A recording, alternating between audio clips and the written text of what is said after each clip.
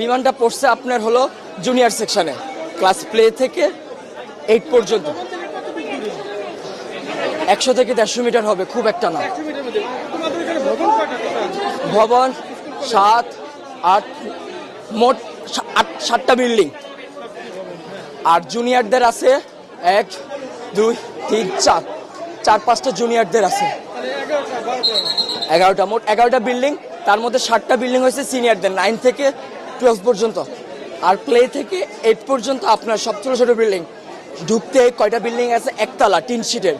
আবার একটু সামনে গেলে ক্যান্টিনের সাথে 3 থেকে 4 তলা। হ্যাঁ, ওখানে জুনিয়ররা থাকে। ছুটি হবে একটু পর, একটু পর সবাই ছিল। তখন তো এক সাইডে ছিল, সে আমাদের বিল্ডিং আহত না। আমি আমার নিজের চোখে দেখছি, আমি কন্ট্রোল করতে